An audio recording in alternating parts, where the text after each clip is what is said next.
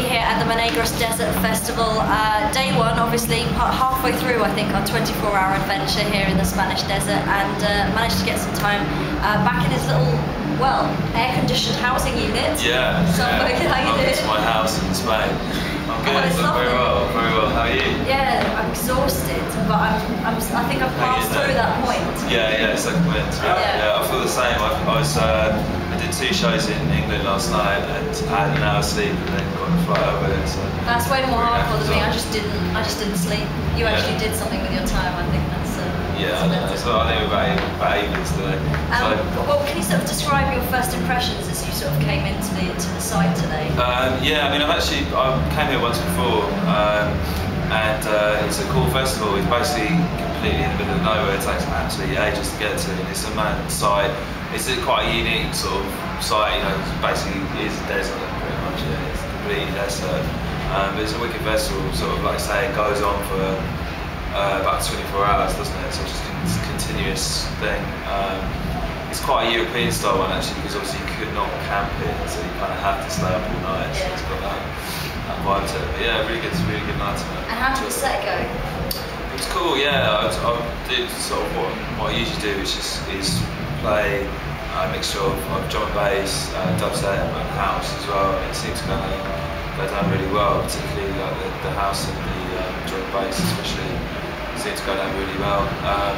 I really like to, in the last 2 years, I really like to sort of mix it up, because I became known as a drum and bass DJ. I seem to sort of started making a lot of other music, like house music. Yeah, that's what I was stuff, and it's really nice now for sort of expanding beyond that.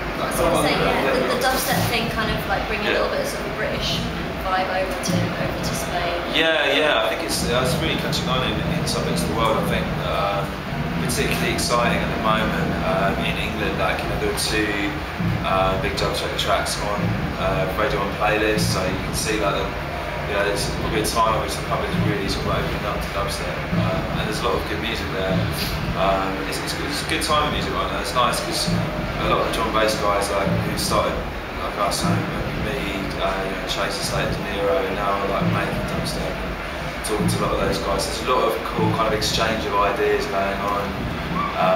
Former people making drum and bass, people like Clips, is now known as Red Light, is making some really interesting stuff. So it's a really good environment in the UK at the moment. There's a lot of we're all kind of interacting in the same sort of scene. It's very much more open, whereas before my experience of drum and bass was quite cut off scene because of the tempo.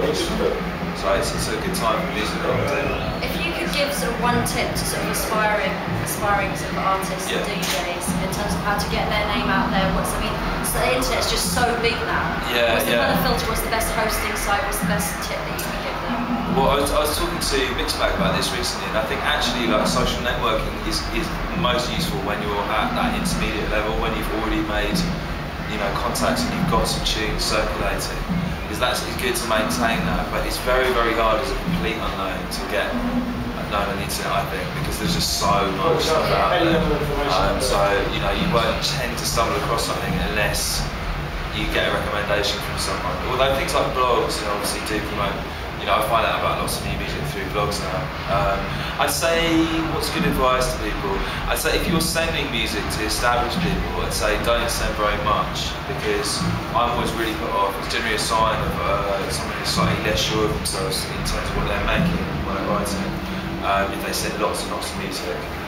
I'd say also to break through as a DJ, you have to produce your own music, or at least write your own edits and tracks to give yourself something unique. Basically, you've got to come up with something unique, and I think the rest will follow. Obviously, being good at social networking and things like that is important, but it's in my opinion, it's something that kind of helps your career gain momentum rather than starting it off. As a final question then, in terms of the sort of summer festival international season, what have you got coming up over the next few weeks? Next few weeks I'm going to play a space in Ibiza next week, which I'm really looking forward to. It's the first time I'm going to DJ in Ibiza, so I'm really hyped about that. I'm hitting a bunch more festivals. I'm doing a new live project, which I've been touring around with. I just did Glastonbury with it. It was a big live show, me sort of basically playing all my own tracks with sort of live synthesizers and things like that. So I'm touring that show around a few select festivals this summer. I think we're remaining ones are Global Gathering Festival, Reading and Leeds, and then I'm going to be doing a tour around the autumn. So that's the next big project that I'm working on. I'll see you at Festival. That's one of my 30 adventures. Oh, wicked, yeah. Let's catch up then. Thank you very much for chatting. Thank you.